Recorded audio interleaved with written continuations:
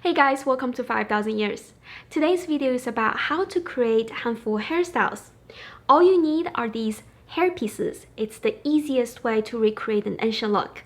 So let's begin. First, part the hair in the middle.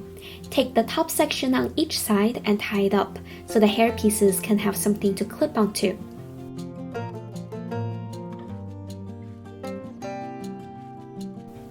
I didn't use hair inserts this time, but I think the look will be more complete with them. The first one is a pair of hair pieces. The shape is a hair loop attached to a small cup, and there is a clip inside.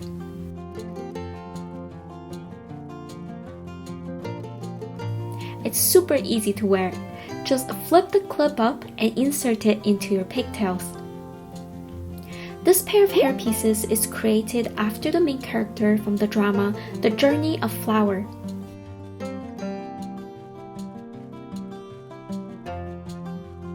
It's a super cute hairstyle. It's also the easiest to put on and off. Next is one of the most commonly used hair pieces for ancient hairstyles. I have 3 different sizes here. They're all attached to a fabric base. Let's begin with the smallest one. There's a clip on the base for attaching it to your hair.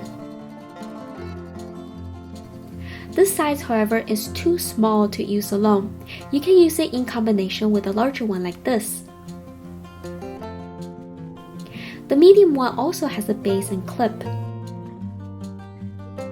Secure it with bobby pins.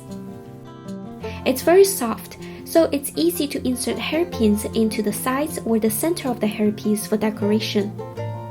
It's a bit small to use as a standalone hairpiece in my opinion. The large one, on the other hand, is the right size to use on the back. There are bigger ones available if you need.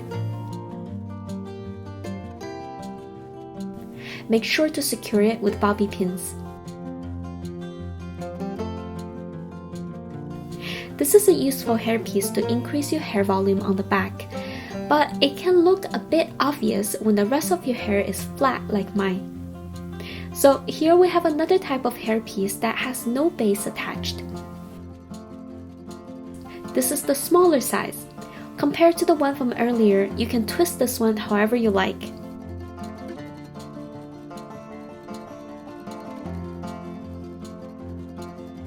There's no clip attached to it, so use hairpins to secure it in place. This one is also a bit small to use alone, but you can use it as a filler wherever you need.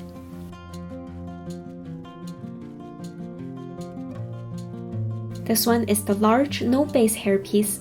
It's basically made of 2 bunches of synthetic hair twisted together and looped inside a hairnet.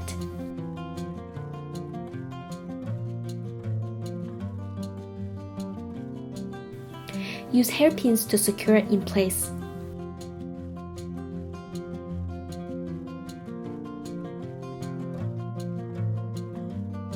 Apparently, I didn't make it even on my head, but that's okay. It's easy to readjust the shape using hairpins.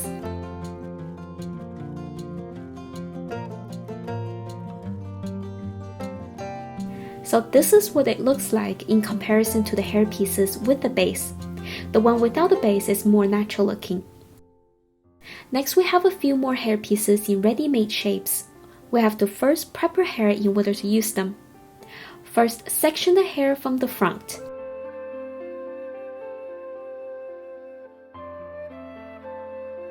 Select the coin-sized hair from the top. If you have thick hair, make sure to take a smaller amount. Tie it up and braid it.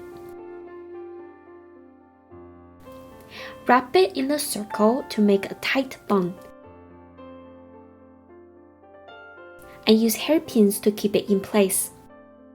Make sure it's tight and secure. Now take a section above the ear and tie it up close to the top of the head.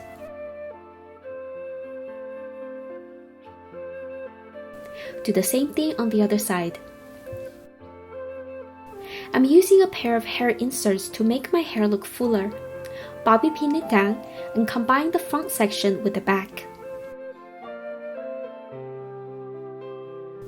I'm using hair wax to tame down the flyaways. braid the two hair sections.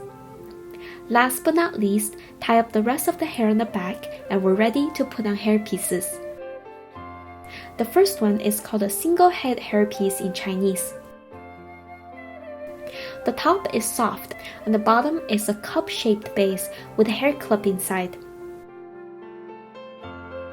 Bring out the clip and stick it inside the top bun we made earlier. But it's still really wobbly and the cup is too hard to penetrate with bobby pins, and that's why we need the braided hair as straps to hold it in place. Wrap one side tightly and pin it down, and then wrap the other side from the opposite direction. Use lots of hairpins to keep them in place. Now your hairpiece is safely secured.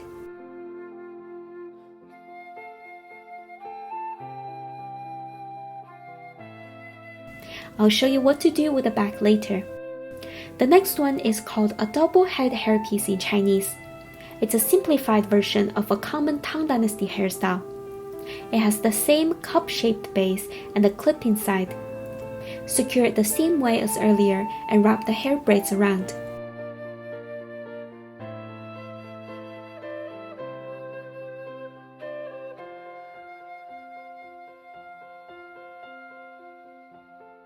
I used this one in my face decorations episode. You can decorate the top with flowers or hairpins.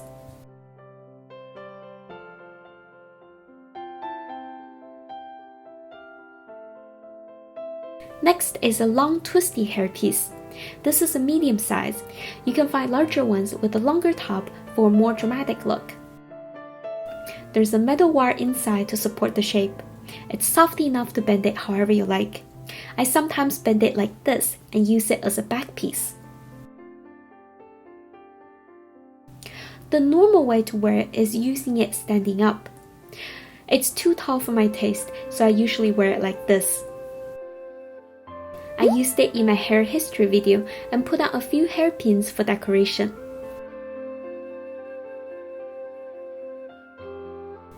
This last one is a gift from a friend. It looks like a hair prop used on stage. I think you can wear it in two ways, either on top like this and put some big flowers in the middle, or on the back like this. Both ways will give you the typical Tang Dynasty look, especially with the flowers added. This is an example of a similar style from the drama The Longest Day in Chang'an.